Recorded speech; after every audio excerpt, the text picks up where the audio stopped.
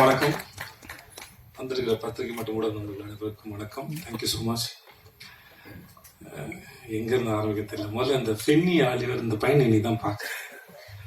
Mark பண்ணி வச்சுக்கோங்க. நம்ம சீக்கிரமாக படம் பண்ணுறோம். டைரக்டர் ஆகிடுவாங்க. ஒரு எடிட்டர்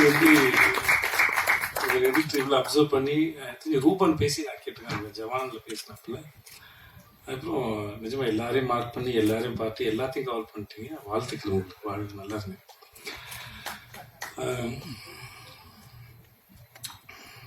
நான் எல்லாரும் பேசும்போது அடுத்து என்ன பேசுன்னு யோசிச்சேன். அதனால பிளாங்க் ஆகிட்டேன். நான் இங்கே தான் ஆரம்பிக்குது. ஆறுமுகத்துலேருந்து ஆரம்பிக்கிறேன். ஒரு நல்லா பார்த்து சொல்கிறப்போ நான் சொல்லியிருப்பேன்னு நினைக்கிறேன். தெரியல. முதல்ல ஒரு படத்துக்கு வாய்ப்பு தேடி போகும்போது, வரணும்னு ஒரு படத்துக்கு வாய்ப்பு தேடி போகும்போது, அப்போ அவர் ராஜு சாரோட கோ டைரக்டர் பிரேம் சாருக்கு அதான் ஃபர்ஸ்ட் படம். கேமராமேன் 96 பிரேமுக்கு. நுங்கம்பாக்கத்தில் தான் ஃபஸ்ட்டு ராஜு சாரோட ஆஃபீஸ். அவர் சாஃப்ட்வேர் கம்பெனி. நான் போய் என் ஃபோட்டோ பூபதினு ஒரு மேனேஜர் இருக்கார், அவர் கொடுத்துருந்தாரு. அதை பார்த்து நான் கூப்பிட்டாங்க. போனோடனே எனக்கு சீனை சொல்கிறேன், டைலாக் எழுதிட்டு நடிக்கின்றாங்க. ஸோ முதல்ல அங்கே டைலாக் எழுதும் போது தான் தெரியும் எனக்கும் டைலாக் எழுத வரும்னு. ஸோ நானே போய் என்னோட சீனுக்கு டைலாக் எழுதிட்டு அதுக்கப்புறம் கீழே போய் ஜெல்லு வாங்கிட்டு வந்து தள்ளி தேய்ச்சிக்கிட்டு அப்புறம் நானே சீன் எழுதுறதுனால எனக்கு ஃப்ளோ இருந்தது, மாடுலேஷன் இருந்தது. இப்போ வேற ஒருத்தர் எழுதின சீனை நடிக்கும்போது நமக்கு அதுக்கு அந்த என்ன நினச்சி எழுதியிருப்பாங்க, எங்கே பாஸ் கொடுக்கணும் அப்படின்னு நமக்கு அது ரெடி ஆகிறதுக்கு ஒரு டைம் எடுக்கும். ஸோ அந்த சீன் நானே எழுதுனால என்னால் அதோட ஈஸியாக பேச முடிஞ்சது. மெமரைஸ் பண்ண வேண்டிய அவசியம் இல்லை.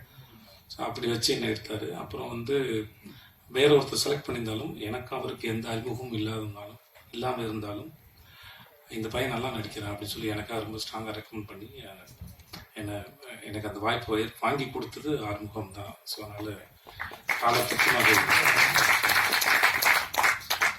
ஏன்னா ஆர்ட்டை பொறுத்த வரைக்கும் மற்ற ஏதாவது டிகிரினா வெளியே படித்து சர்டிஃபிகேட் கொடுத்துடலாம். ஆனால் ஆர்ட்டை பொறுத்த வரைக்கும் நம்ம நம்பணும். நமக்கு நாமே கொடுத்துருக்க சர்டிஃபிகேட் நினைக்கிறேன். நம்மக்கிட்ட அது வந்திருக்கா இல்லை அப்படின்னு புரிஞ்சுக்கிறது. அதுக்கான சந்தர்ப்பத்தை யாராவது ஒருத்தர் ஏற்படுத்தி கொடுக்கும்போது தான் நமக்கு தெரியும், ஓகே நம்மளால் அதை பர்ஃபார்ம் பண்ண முடியுதுன்னு. ஸோ அந்த மாதிரியான ஒரு சந்தர்ப்பத்தை எனக்கு ஏற்படுத்தி கொடுத்த திரு ஆறுமுகத்துக்கு இப்பயுமே நன்றி. அதுக்கப்புறம் நடுவில் கொஞ்சம் பக்கத்துக்கான படம் பண்ணும்போதும் நான் ஆப்ஷன் இல்லை. சரி விஜய் வேணாம் அப்படின்னு தான் இருந்தாங்க. இதுவும் எனக்கு பிரேம் சார் சொல்லி தான் தெரியும். ஆறு தான் உனக்காக ரொம்ப ஸ்ட்ராங்காக ரெக்கமெண்ட் பண்ணார். விஜயை பார்த்துட்டு ஆடிஷன் பண்ணிவிட்டு ரிஜெக்ட் பண்ணுங்க, பார்க்காம ரிஜெக்ட் பண்ணாதீங்க அப்படின்னு ரொம்ப ஸ்ட்ராங்காக சொல்லுது. ஆறு தான் எனக்கு பிரேம் சார் சொல்லி தான் தெரியும். ஸோ அதுக்கும் ரொம்ப நன்றி. ஸோ அதனால் நம்ம நல்லா இருக்கும்போது வர உதவிகள் வேறு. நம்மளே யாருக்கும் தெரியாமல் நமக்கே தெரியாத காலகட்டத்தில் நம்ம மேலே யாரோ ஒருத்தர் வைக்கிற நம்பிக்கை தான் அந்த ஒரு இருண்ட வீட்டில் ஏற்றுற அகல் விளக்கு. அந்த விளக்கை முதல்ல ஏற்றி தொடங்குவது அவர் தான். ஸோ அதுக்கு ரொம்ப நன்றி. ஸோ அதனால் அவர் என்னதான் சொன்னாலும் எவ்வளோதான் இருந்தாலும் அது அந்த தொடக்கத்தில் இல்லாமல் தொடங்குது. எங்கள் அப்பாவோட கடைசி காலத்தில் தன் புள்ள உருப்பிடுமா அப்படின்னு அவர் படுக்கையில் இருக்கும்போது அவர் கேட்டபோது வர்ணம் படத்தில் நடித்த ஃபோட்டோ காமிச்சு, கவலைப்படாத உன் புள்ள நல்லா வந்துடுவான் பாரு, எனக்கு நடிக்க வந்து பாரு அப்படின்னு அந்த படத்தோட ஃபோட்டோ நான் காமிச்சிருக்கேன். அதனால் ஸோ எப்படி பார்த்தாலும் சில மூமெண்ட் அதை உருவாக்குனவங்களும் அந்த சந்தர்ப்பத்தையும் காலத்துக்கும் அதுக்குள்ளே போகிறது ஒரு ஏதோ வகையில் நம்மளை உயிரோடு இருக்க வைக்கிறது நான் நம்புகிறேன், ஈரத்தோட. ஸோ அதனால் அதுக்கு எப்பயுமே நன்றி. மற்றபடி ஒரு நல்ல நாள் பார்த்து சொல்கிறேன். இல்லை இந்த படம் இல்லை லாபங்கிற படத்தை எனக்கு அவர் எக்ஸிக்யூட் பண்ணி கொடுத்தாரு. நான் ஜனாவுக்கு அந்த படம் பண்ணணும்னு விரும்பினேன். பட் ஏற்கனவே நான் ப்ரொடக்ஷன் பண்ணும்போது என்னோடய ப்ரொடக்ஷனில் சரியாக ஹேண்டில் பண்ண முடியாதனால அவருக்கு ப்ரொடக்ஷன் ரொம்ப நல்லா வரும். அதனால் அவரை கூப்பிட்டு, சார் ஜனாசாவோட படம், ஸோ இதை நீங்கள் எனக்காக பண்ணி கொடுக்கணும்னு சொல்லி எனக்காக பண்ணி கொடுத்தது அவர் தான். ஸோ அவர் எனக்கு அதுக்கும் ரொம்ப நன்றி. ஸோ அதனால் இது நான் அவருக்காக நிறையா விட்டு கொடுத்தேன், அந்த மாதிரி எதுவும் இல்லை. ஸோ அவர் பண்ணது நிறையா எனக்கு பண்ணியிருக்கேன். ஸோ ரொம்ப நன்றி சார். அப்புறம் இதில் முடிஞ்சிச்சு இந்த பையன் ஜஸ்டின். எனக்கு இவனை ரொம்ப பிடிக்கும்.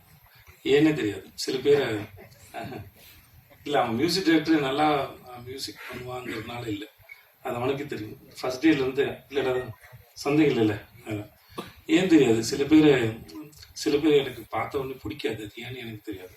சில பேரை பார்த்து ரொம்ப பிடிக்கும். அவங்க நல்லவங்களா கெட்டவங்களாலாம் எனக்கு தெரியாது. ஆனால் எதனாலையும் தெரியாது, சில பேரை எனக்கு பார்த்தா பிடிக்கும். அதனால் அப்படி எனக்கு பார்த்தோன்னே ரொம்ப பிடிச்சது. நானும் ஒன்றும் அவனும் அடிக்கடி சந்திச்சுக்கிறதோ பேசிக்கிறதோ குசலம் விசாரிச்சுக்கிறதோ அப்படிலாம் எந்த பழக்கமும் கிடையாது ரெண்டு பேர் நடுவில். ஆனால் எப்பயுமே அவனை உரிமையாக வந்து என் சகோதரன் கூட நடத்துறதும் ரொம்ப முக்கியமான ஒரு ஆளாக இருக்கிறதும். ஆனால் ரெண்டு பேரும் ஒன்றும் எப்பயாவது தோணுச்சுன்னா ஃபோன் பண்ணி பேசுவேன். மற்றபடி பெரிய பரிமாற்றமோ அப்படிலாம் ஒன்றுமே இல்லை. ஆனாலுமே அவனை ரொம்ப பிடிக்கும். ஸோ ஜஸ்டின் இந்த படத்தில் ரொம்ப அற்புதமாக வேலை பார்த்துருக்கேன். அது நான் சொல்ல தேவையில்லை. ஒரு முறை கீரவாணி அவனை பற்றி பேசினதை வச்சிருந்தேன். எனக்கு ரொம்ப பெருமையாக இருந்தது. அவன் கூட பிறந்திருந்தா இல்லை அவங்க வீட்டு ஆளுங்க எவ்வளோ சந்தோஷப்படுவாங்களோ எனக்கு அவ்வளோ சந்தோஷமாக இருந்தது. நம்ம வீட்டு பிள்ளையை பற்றி இன்னொருத்தர் பேசுறது, ஒரு மிகப்பெரிய ஆள் பேசுறதுங்கிறது எவ்வளோ சந்தோஷமோ எனக்கு அவ்வளோ சந்தோஷமாக இருந்தது. ஜஸ்டினோட ஒர்க் வந்து இந்த படத்தில் மிக பிரமாதம். ரொம்ப அழகாக பண்ணி கொடுத்துருக்காங்க. ரொம்ப நன்றி ஜஸ்டின். அப்புறம் அவினாஷ் சார் பார்க்கறது தான் கரடுமுடா இருப்பாப்ல. நம்ம குழந்தைங்க வாங்கி கொடுத்த கரடி பொம்மை மாதிரி இருந்தாலும் ரொம்ப சாஃப்ட். எப்படி இந்த குழந்தை இத்தனை வருஷமா இந்த உலகத்துல கரெக்டாகவும் வளர்ந்துச்சுன்னு எனக்கே தெரியல.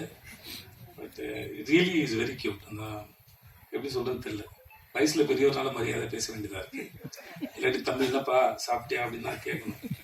Is such a cute. எப்படி சொல்றது தெரியல. அவர் பேசும்போது கவனிச்சிருப்பீங்க ஒரு மாதிரி ரொம்ப எக்ஸைட்டடா அப்படியே ஒரு மாதிரி இருந்துருப்பாப்ல. ஆள் தான் கொஞ்சம் ஜிம்முக்கெல்லாம் போய் அந்த பாடி டைட்டா இருக்கும். மைண்ட் வந்து ரொம்ப சாஃப்ட். ஸ்மைலி பால் மாதிரி இருக்கும் அவரோட மைண்ட் தெரிஞ்சுருக்கு. அப்புறம் மிஸ்டர் ரொமான்டிக் வில்லன் சந்தேகமாக இருக்கும். இவர் குட்டா பேடானே தெரியல. இன்ன வரைக்கும் எனக்கு கண்டுபிடிக்க முடியல. நடுவுலயே இருக்கிறீங்க என்னன்னு தெரியல. குட்டா பேடா எனக்கு தெரியாது. இவரோட எத்தனை வருஷம் பழனாலும் கண்டுபிடிக்க முடியாது போல. சில பேர் இந்த வீடியோ உங்களுக்கு பிடிச்சிருந்தா லைக் பண்ணுங்க, ஷேர் பண்ணுங்க, கமெண்ட் பண்ணுங்க, சப்ஸ்கிரைப் பண்ணுங்க, மறக்காம பெல் ஐகானை கிளிக் பண்ணுங்க.